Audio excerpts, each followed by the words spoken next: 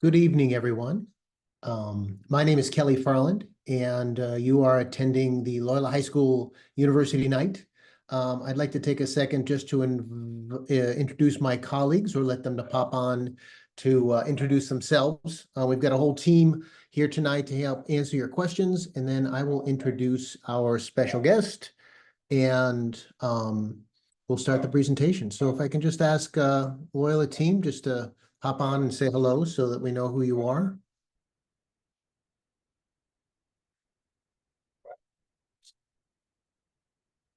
Excellent. This is Ryan Buzian and Ryan Martucci.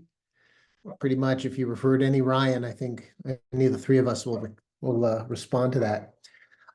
With that, I've also got Mrs. Crowley and Mrs. Wichter, who is taking care of all the tech for us tonight. With that, thank you, Ryan and Ryan. I would like to tell you a little bit about tonight and introduce tonight's guest speaker. He has just popped on screen. Aloha, Tom Gutto. He is joining us from Hawaii. If you want to feel bad for anybody, you can go ahead and feel bad for Mr. Gutto. Mr. Gutto is the Assistant Vice President, Vice Provost for Enrollment at Loyola Marymount. And tonight he's going to be speaking about the college matriculation process from the college side. For some of you, this might be new. Hopefully you'll find this information helpful to you.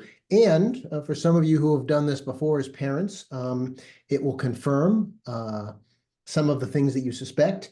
In introducing Mr. Gutto tonight, I want to just say straight out, we are very very fortunate to be able to have a rapport and have Tom on tonight.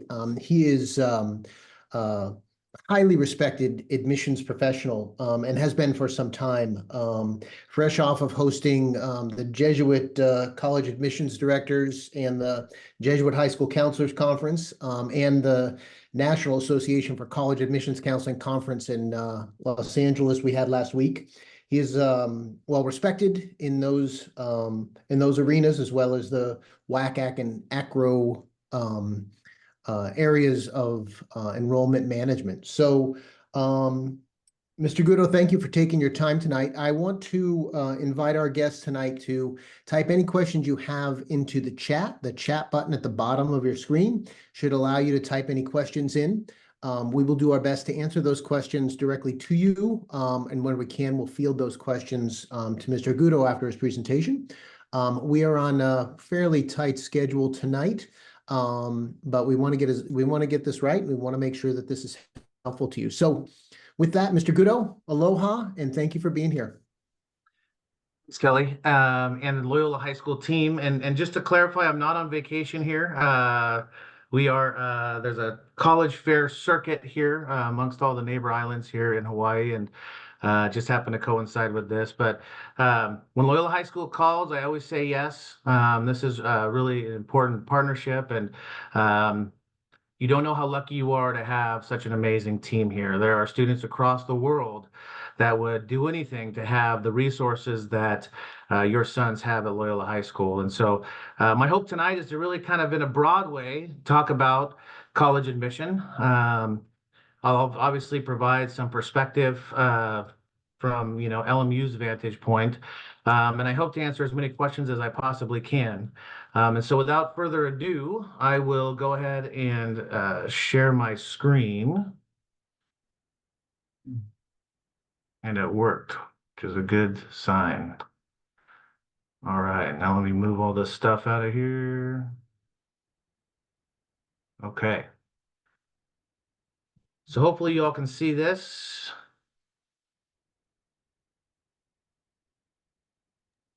So as I mentioned, I want to kind of go through an overall college admission overview, provide some what I think are helpful insights, and then answer the questions that you have.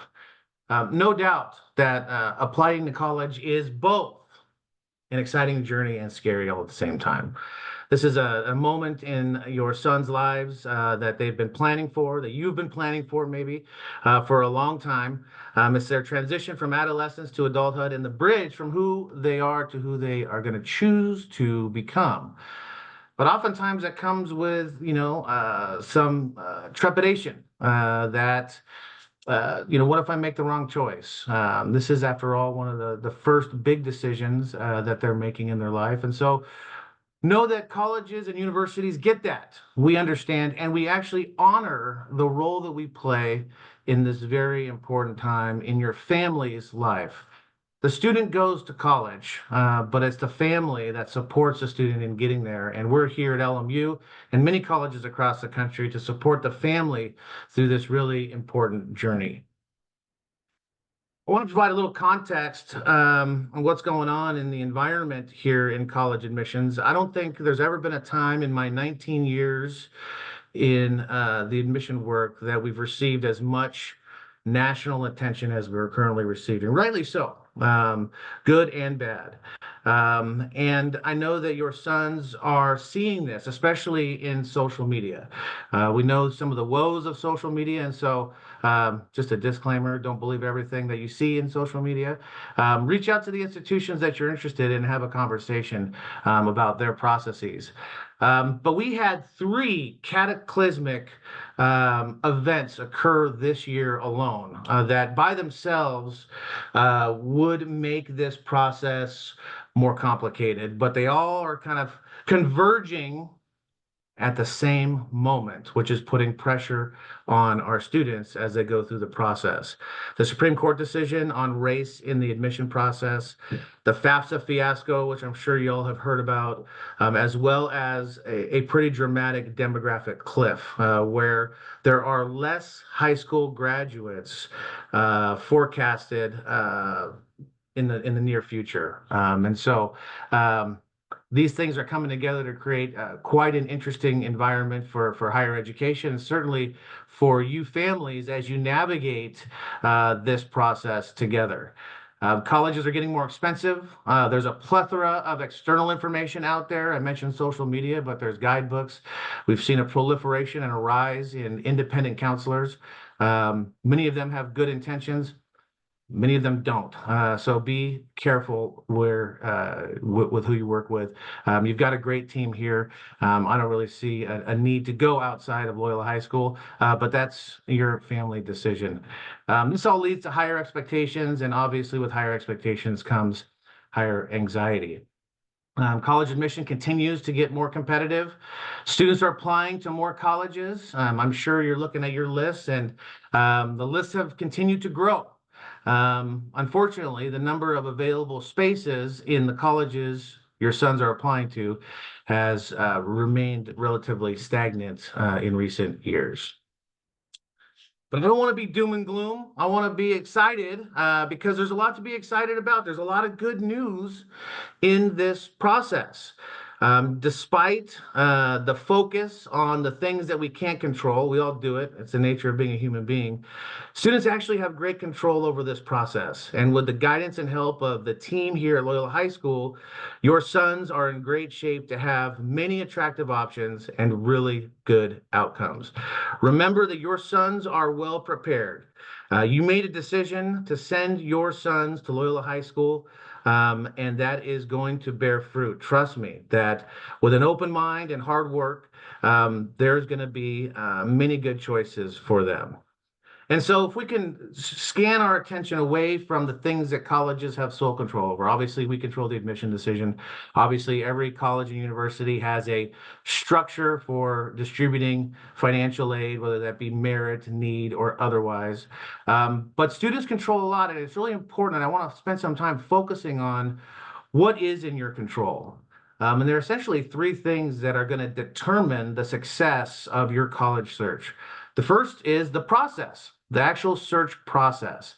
A hallmark of Jesuit education is going to be the discernment process, teaching our young men to think critically. And no better place to test out their skills in this realm than in really dissecting the opportunities out there, understanding who they are as human beings, and really trying to understand the best fit. What are the environmental factors at each of these institutions that are going to lead to my son's success? And that has to be done authentically, and it has to be done honestly, because there are plenty of good choices out there for each of your sons.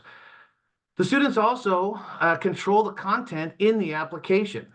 This is where I think that students can make a big difference in the way that their application is reviewed by colleges and universities. The temptation with the proliferation of artificial intelligence out there is to just type in a couple of keywords and have it write your essay for you. And my advice on that is you're going to get what you ask for. You're going to get a plain essay that doesn't really have much there. And the college admission counselor is going to take it as such.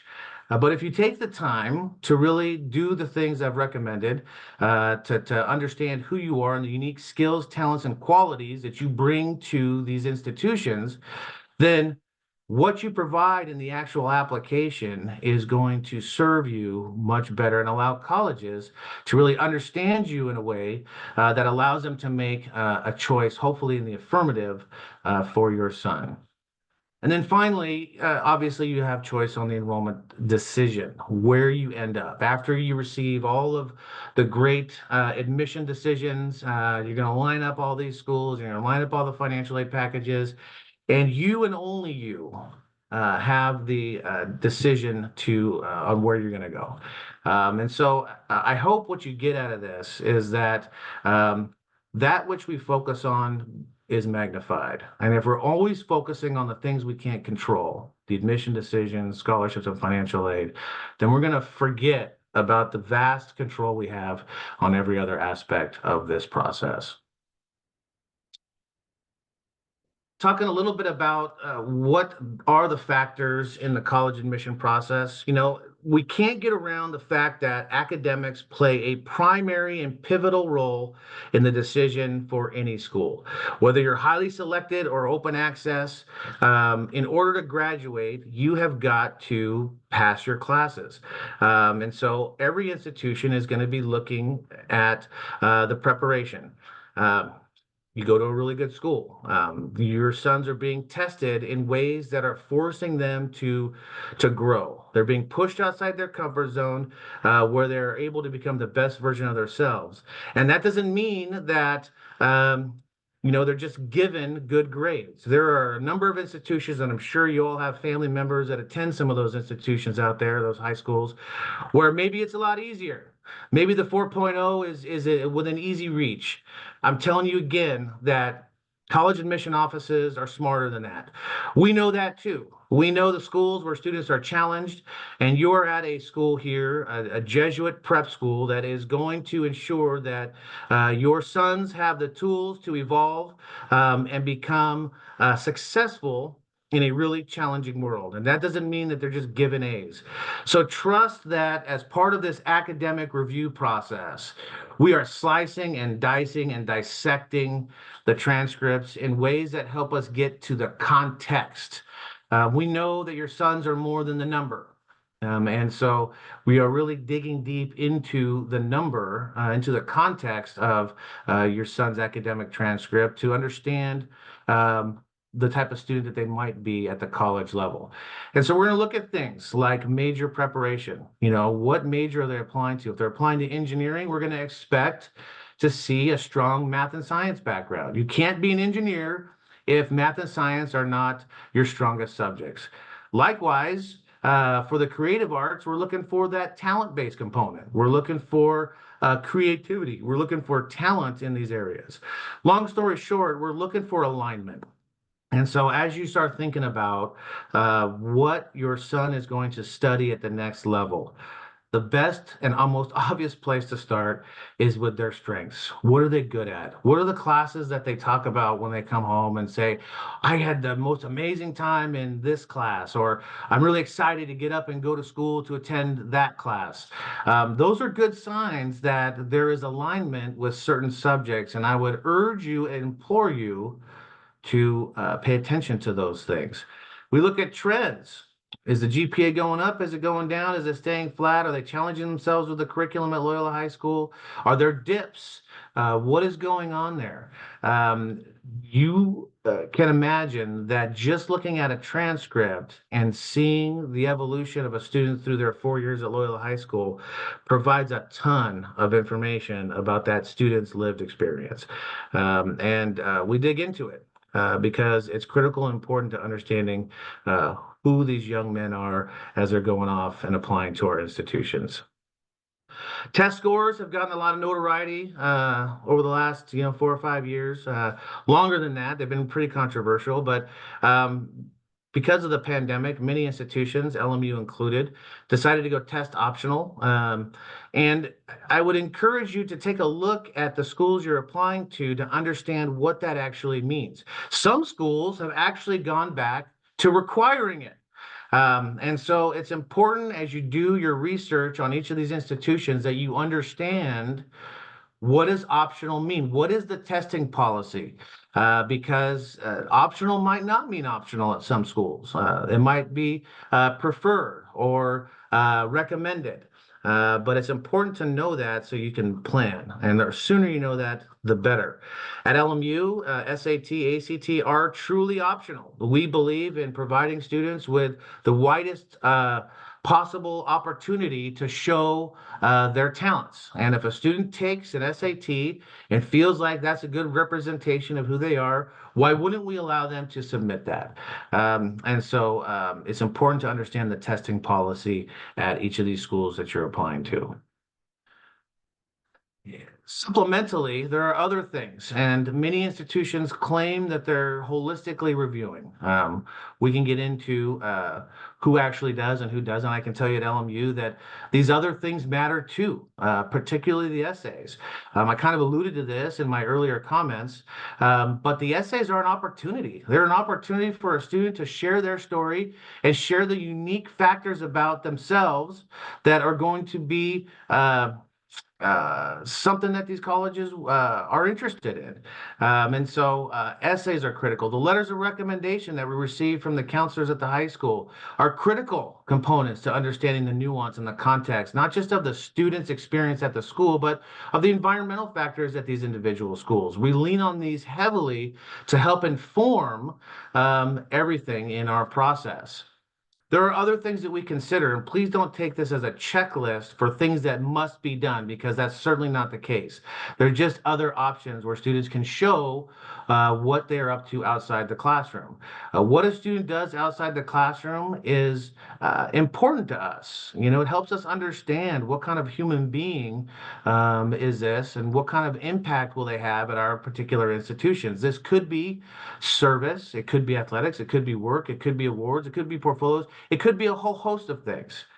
What I would encourage you not to do is not to try to check all the boxes. We lovingly refer to those students as box checkers, but they're not really engaged in anything. Some counselor somewhere told them that if they check a certain number of boxes, then they're going to have a better chance of getting in. I don't believe it. I just have too many colleagues across the country that just don't believe in that.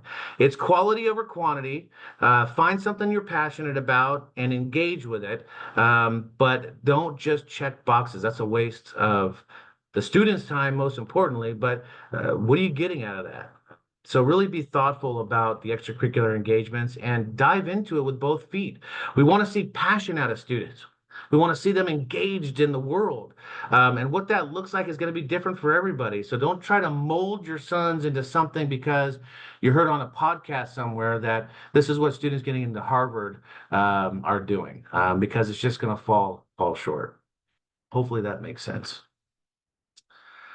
I want to share some helpful insights first for students. Probably the biggest issue I see with incoming first-year students is time management and organization. They can start practicing that in the admission process. Be aware of deadlines and give yourselves enough time to do the job. That is such an important skill that's going to be required of you over the course of your lifetime. Starting that process now and learning how to manage your time is critical. So please pay attention to that. Again, I can't beat this enough, but focus on conveying important, unique qualities about yourself, not what you think we want to hear. Don't try to beat the system. Everyone who tries to beat the system loses. I can't say that more plainly.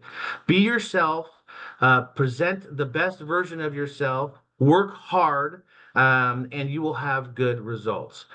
Trust yourself. This goes back to, being yourself. Trust that you're enough, that you have the skills, the accomplishments. Just be honest, be authentic. That's my wish for you and my hope as you go through this process. And finally, for the students, this is your decision. We have a number of counselors that have a lot of skill and vast networks that are going to guide you. But at the end of the day, you have to make this choice. All right. You're going to have a lot of input from family and friends and others, and maybe even pressure to go a certain place or to do a certain thing. Data shows us that the direct correlation between student satisfaction and graduation in 4 years is the biggest single kind of testament to whether or not you're going to be successful at the college level. So find a place, do your research, and you're going to have nothing but good choices. For parents, do what you always have done. Support and guide. You're experts at this. You know your sons better than anyone. So continue to do the things you've always done. It's not a time to pick up a new skill or become a college counselor or second guess the counselors at Loyola High School. This is an opportunity for you to do what you've always done. Support and guide your sons as you know how to do. We can't lead or dominate in this process. It does not end well. So participate, be an active voice, but be careful about being too dominant. You're experts by this point in your lives at organization and time management. Help them with that skill. You can teach them a lot about how to navigate life's challenges and the busyness of our lives with your own skills at organization and time management. And then finally, trust and respect your son's thinking and decisions. At the end of the day, again, he has to be the driver here. Trust that he is in good hands. There's an amazing team. I keep saying that, but it's true at Loyola High School who is guiding your sons to a great outcome. Trust that everything is going to work out and everything is going to be fine. Finally, before I get to questions, there's no way around stress sometimes, but the outcome should be something to celebrate. It should be rewarding. They've worked really hard up to this point, and we should celebrate that. Fit and match are key. Those can only come through honest self-evaluation and thoughtful decision-making. Those things, by the way, is what Jesuit education is all about. That is our tradition. That is who we are. That is what your sons have been taught. And so lean into that and trust that it will work out. I'm available. My email address, thomas.gutto@lmu.edu, for any questions that you have after tonight. But Kelly Farland, let's get to the questions now because I'm sure there's a ton of them racked up. So, Tom Gutto, thank you very much. And I do appreciate, we all appreciate your vote of confidence. We've worked together quite a long time. And so I appreciate that. And I speak for my colleagues too. And we appreciate what you do for us and our boys and our families. I'm looking to see if there are any questions. We've had a handful of questions posted already that I think we tried to answer, but I want to invite any families, any attendees now, if you have specific questions you'd like for Mr. Gutto to answer. If you have questions about the Loyola process, we have evidently some very talented colleagues, Tom, on the backside here helping out to make sure that they're answering your questions. So as you please, I want to invite you to I'm supposed to use the Q&A. I think they're supposed to use the Q&A function, right, Kelly? That's correct. Yep, the Q&A function. Sorry if I didn't say that. Excellent. Yeah, that's my bad. Well, look, this would be a first if my presentation was so thorough that nobody had any questions about that. It's 19 years and running, so I know there's questions out there. There are. Well, maybe they're just stunned in this process. I can tell you that the piece you talk about making sure the boys in the front part of this is important and hard to do. In my own experience, as a parent, and I would tell you that my children made me a better counselor. I really had to deliberately take my foot off the gas in this process, and in as much as my own daughter yelled through the door of her bedroom, "Dad, you don't know anything." Um, didn't hurt, okay, it didn't hurt, but those are things that happen. And so it's stressful for everyone. And I think that the fact that everybody on this call is aware of that, then that's a better thing. All right, I'm starting to look for some of the questions here, Tom. Let me see what we can do. All right, so with so many universities, this is a question for you, Mr. Gutto, in case you weren't. All right, with so many questions, how do you suggest we start the process of finding the best options for college? Yeah, there's a lot of tools out there. And the best place, if this hasn't started already, I'm sure it already has actually, is in conversations with their counselor at Loyola High School. These counselors are trained to know the landscape, to know the benefits, and also the drawbacks of every different college or university. There's considerations with geography, with public, private, with size. There's a million things to think about, and if I were you, the first place I would start is in the counseling office at Loyola High School. They also have tools at their disposal to help in that search process, from Naviance, and they may have some other things that I'm not quite sure about, but they can kind of see where Loyola High School graduates are going, the likelihood of enrolling at certain institutions. I always recommend, if you can, trying to visit some schools, and some different types of schools. Go visit the big publics, go visit the small privates, visit a bunch of Jesuit schools. I can tell you, as a Jesuit high school grad myself, that there was real alignment with the Jesuit universities that I was pursuing out of high school.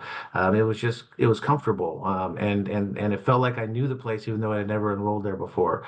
So I think it's understanding your sons, and the types of environment that they'll be successful in. We're really proud of the fact that the college experience does not require one to move all the way across the country. It just doesn't.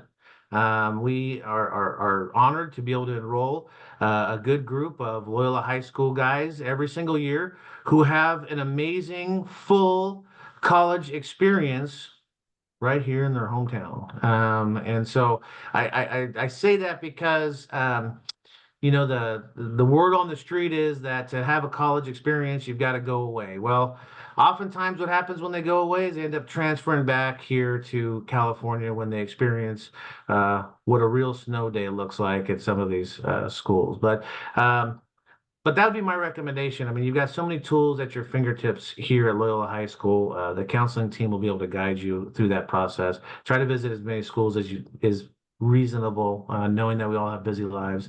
And you can always reach out to me. I'm happy to help. Look, I see my role. I have a larger mission. I get paid to enroll students at LMU. But I'd be lying if I said that the calling, anyone that works in college admission will tell you that finding a landing place for students on their journey to college is really what we're all about. And so if information that's provided by me can help to that end, then we're doing our job. And so don't hesitate to reach out to me too if you have questions about anything. It doesn't even have to be LMU specific. Um, Hopefully it's about the college admission process, but you get what I'm saying. Yep. I agree, Tom. And I have been in those conversations when you were talking to students and recommending other institutions. I appreciate that. Got another question for you, Mr. Gutto. Can you go over a little bit kind of how the SAT and ACT have started to come back into play? Obviously, during COVID, over like 2,000 schools were test optional, but that's not the case now. Some schools are coming back. Maybe you can talk a little bit about LMU, but also some other schools and policies that you know about. Yeah. There's no shortage of drama in higher ed, right? This the standardized testing has been controversial forever. Some students test well, some don't. Um, Before the pandemic, it was just status quo. Everyone required it, and so we did too. In the pandemic, when it became dangerous, literally, to go into a testing center, well, we had a virus spreading around. We started to think about alternative ways and whether it was really necessary. Couple that with the decision by the immense, huge University of California system to be test free. There is no way that a place like LMU all of a sudden is going to start requiring a test that is not required of the major public system here in California. Not only are they not requiring it, they are vehemently anti-SAT at the UC level, and so. That would just be detrimental to our enrollment process to go against the grain with that. If you take a look at the schools nationally that are going back to requiring SAT, look at the types of schools that are doing it. They're all elite, high end, low acceptance rate institutions, and they're using SAT to weed people out. Um, I'm not interested in a process that does that. I don't have the challenges that a Ivy League school has with a 5% acceptance rate or whatever it is. Um, so I have the luxury, I guess you could say, of being able to review students holistically and not make arbitrary SAT cuts. But if that's the game that you're going to get into, it's just important to be aware of the rat race and understand the context under which these schools are requiring this test again. Again, it's not for the good of the student. It is to weed people out and make cuts so that they can get to through the review process in a more efficient way. Great, great. Thank you, Mr. Gutto. This is an excellent question about admission strategies from your side. If you've got a student who is trying to choose between two possible majors or related majors, some schools have impacted majors, some don't. How do you advise from your side? How do you advise a student to approach that intersection with the colleges, but more specifically around with the majors? Yeah. Um, I, I see this as a source of great stress for many students. I mean, obviously, everyone knows a student that knows exactly what they want to do, and they've known it since they were five. And uh, those students are unicorns, in my opinion. Um, More realistic, and then what I see more often is a student that's really unsure. I know because I was one of those students. I did not know what I wanted to do with the rest of my life. And I think that's important to just name, to say that, it's okay. We're not expecting 17-year-olds to know exactly how the rest of their life is going to shape out. I firmly believe that the bachelor's degree is foundational, and we all know folks, maybe yourselves, that studied something or started college in one area and ended up changing your major to something else as you learn more about yourself, more about the majors offered, learn more about the opportunities out there. So I think it's important, and it's a part of that reflection and discernment process to understand what you're good at. I mean, we gotta avoid trying to push a square peg into a round hole. We can't make a doctor out of somebody who really isn't interested in math and science. We can't make a lawyer out of somebody who really isn't interested in that type of work. I mean, and so I really believe that a student should choose something where they have a demonstrated capacity to succeed, and realize that. At least at LMU, that students will work with students over the course of their 4 years to an outcome that aligns with their career goals once those are established. I see students all the time. Do you know, like at LMU, the major that we get the most applications for is psychology. Um, I think it's a broad, general, interesting subject. But like 75% of those applications or more are from females. So you might be applying to a major that's quote unquote competitive, but if you're uh, a young man in this particular example, you might actually have an edge because you are a minority in that group. And so this is the context and the nuance that I want to impart, that there's an undercurrent in a lot of these choices that we make, and understanding where your son fits at these particular institutions is important. And so again, this goes back to having direct conversations with the admission office. Admission offices should be upfront and honest about acceptance rates, about likelihood to be admitted based on current grade point average. It does no one any good to be elusive in those areas. And so I know that we pride ourselves on being very straightforward and helping students find a path, a major, a program that they can be really successful in. We can be partners in that. There's nothing against the law with the college helping a family decide which major works best for them from an admission perspective and a future success perspective. So hopefully that made sense, Kelly. I feel like I'm Yep. going off on tangents a little bit, but You're good. Aloha, Mr. Gutto. Aloha. okay. I'd say one thing to kind of reinforce that, a bunch of us from the counseling office were at the NACA conference this past week. And every session that I heard, even the UC, even Gary Clark at UCLA said, like, pick the major that you want to be in. Don't try to overthink the process. I've also heard him say any major with the word computer, and it's especially hard. I think that there are some limitations around kind of the capacity to teach some of those students. But to reiterate what you say, I think especially for parents, and the joke that I always say is like to the boys, I'm like, your parents have been conscious your whole life. You've been conscious about 10 minutes now, right? So like lean in on your parents. My personal story, my parents were not good at deciding what I was good at. My mom thought I was good at everything. Thank you, Mom. Thank you. I'm not good at everything. I wanted to beat everybody else on this call to answering that. But you do see in your child, right, where their tendency is to lean. What are they particularly good at? What are they not good at? And those are things I think to pay attention to in that process. So got another question for you, Mr. Gutto, kind of back to back about the SAT. And so I'm going to read the question, and then if you need interpretation around it.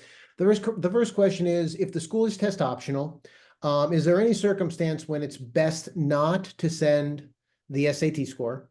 And the follow-up to that is there truth to the idea that the test scores that colleges are presenting as their middle 50% are inflated because some students aren't sending test scores? Yeah. I mean, you have fewer test scores, and obviously the only ones that are being sent are the ones that are perceived to be good. So yes, so this is another opportunity to engage the admission office at the schools you're looking at. I mean, I'm very clear with folks. When you look at our middle 50%, our average SAT score was a 1340, and it ranges from 1250 to 1470 or so. But I'll tell you that at LMU, if you get a 1200 or better, you should submit that score. There's no reason not to.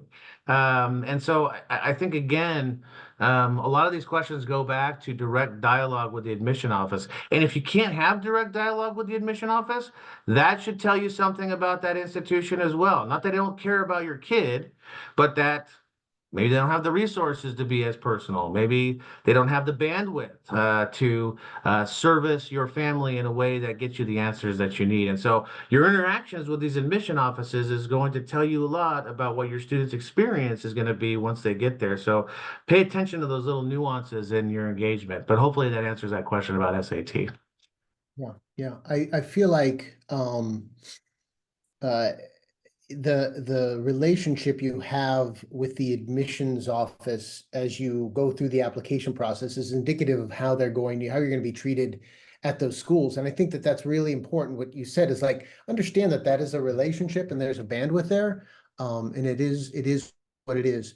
I want to remind our guests that we are coming real close to a ceiling, a time when we need to close with Mr. Gutto. I want to throw out a couple more questions, see if there's anything. So there's a question on here. I think I want one of my colleagues to answer. It's about the UC application process. I think you and I can speculate about it. But I would say this around the UC application process, and I think most of my colleagues are fairly well informed. I went through today and started to download some of the information from the UC Counselor Conference and from NACAC. And I think having that information either just more confirms, I think, what most of us know, and then can help you to proceed with confidence, I think, is confidence a big deal as you go through this process. But I would say that's I'm going to let one of my colleagues Can answer. I just say something about the UCs? I mean, here you have a highly competitive system. UCLA alone had over 100,000 applications. There are many good students that didn't get into UCLA this year. But do you know the route that has a higher acceptance rate to UCLA? It's the transfer route. So if you're open to it and UCLA is your dream school, I highly encourage you to go to one of our local community colleges, Santa Monica College, El Camino College, you name it. You're going to be prepared and you're going to have a higher likelihood of admission there. The challenge is that nobody wants to go to the community college. At LMU, we enroll over 450 new transfer students every fall. These students pace many of the students that come in as first-time freshmen. They've got a background, they do it in a much cheaper way, obviously. And so I'm just going to leave that there as an option that I don't think many students really consider, but could be the pathway that allows you to have access to the institutions that you're really interested in attending, LMU included. Yeah. Got one last question, Tom, if we can, in this process. This is the parent of an engineer, maybe a stereotypical engineer. I'm not pressing any of that. Are there extracurricular activities that you think make a bigger impact for a student who wants to potentially study engineering, something beyond maybe the stereotypical stuff? When you are evaluating engineers, is there something else that pops for those applications? Yeah, I appreciate that question. We as parents tend to do this a lot, and I think this falls into the category of overthinking the extracurricular involvement. Like, I expect, honestly, rightly or wrongly, that engineers in particular have a particular mindset, a particular interest. To me, there's nothing wrong with them pursuing those types of activities outside of the classroom. And so if they're on a robotics team or they're involved in things that are more engineering focused, I don't think that's a bad thing. It's not like you can do too much engineering. I also like to say that engineering isn't a field that kids accidentally fall into. I feel like that is something that you know about yourself pretty early on. It's a different mindset, and I say that lovingly with many friends who are engineers. And so I wouldn't overthink the extracurricular activity thing. I would. It's not like at a place like LMU we're going to say, well, this kid is obviously too heavy on the engineering. I mean, he's got engineering in the classroom, engineering outside, too much engineering. No, I don't think that exists, but I appreciate the question and happy to have the further conversation if it's something that's of concern. But that goes for anything. I mean, what about the dance majors who just dance all the time outside the classroom, or the music majors that are, fine tuning their craft? What about the business majors that are out there kind of starting up businesses? I feel like it becomes a part of you and actually demonstrates alignment with the major. So I would just let him do his engineering thing, and if that gives him, you know, if that excites him, then I think that's the most important thing. Right. And I would love to tell you and tell my mother that I'm probably not going to be an engineer. I just want to point that out now. I've never been interested Mr. in it. Calling. It's my calling. Let me tell you, when I find my calling. Mr. Gutto, it is your time to exit. You have a busy evening tonight. I want to point out it's not vacation for Mr. Gutto. He's working. That's right. I do want to thank Answering you. all these same questions about 20 million times at a big conference hall, but yeah. I want to thank you again for your time, sharing your expertise. You have always been and continue to be, along with your staff, very kind to our boys, our families, my colleagues as well. I cannot thank you enough. And for anyone else who's here tonight, if you didn't get a question answered, I want to highly recommend you talk to your student, send him in to see his counselor. It is never a boring time when a boy comes into my office asking questions. There's always something in there that we can try to add to help him. We know LMU, we know Loyola High School, we know the landscape enough to guide your students, and we want to do that to the best of our ability. So I want to Like, thank real everyone quick, again. are you promoting Cubs on campus? And soon I will also have a Loyola High School visit on the books. So I got to log out, but maybe you could tell them about that stuff. And I will see you. Aloha and mahalo. Good luck with the process. I look forward to chatting. Mahalo. Thank you, Tom. Thank you. So what Tom was talking about is next Monday, not next Monday, Monday, October 14th, Indigenous Peoples Day. Loyola has off, and we are hosting the San Diego College Tour, which is full at this time, but I know we've got a bus full of students going down there. For the seniors, we do have Cubs on Campus, which is an LMU specific program. It is a 8 to like 2 p.m. experience with food. Doesn't hurt when you're feeding boys. And they're going to get to meet other Cubs who are at LMU. This is a exclusive to Loyola High School boys experience. I will be there. There's a registration on the Canvas page to do that. So ask your son about the Cubs on campus if he's even slightly interested in LMU, or if he's not interested in any school that you can send him to for a day. Going to LMU is going to give him a good sense for what a lot of the other Jesuit schools might feel like.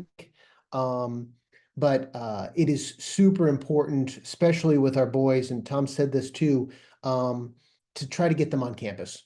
You know your sons, you know how kind of more visually oriented they are around this stuff, and going to campus on a regular school day is going to inform him a ton. He's going to learn stuff he didn't even know he needed to learn about schools. So check with your son about Cubs on campus. And I think we are in a good spot. Is there anything else? I'm now asking my colleagues from behind the curtain. Is there anything else we need to assess at this point? I feel like we've covered the basics. And there are a couple of links. There's a link to the Cubs on Campus registration. If you are interested, thank you, Ryan, and thank you, Ryan. Otherwise, I want to thank everyone for coming tonight. I know we had some counter programming with the vice presidential debate. Hopefully you're able to do both of those, or you're able to go to that now. Again, thank you for your time. If you have any questions, reach out to your counselor. Better yet, have your son go see their counselor to get that question answered. Otherwise, thank you for tonight. Thank you for everything, folks. Have a great evening. Thank you.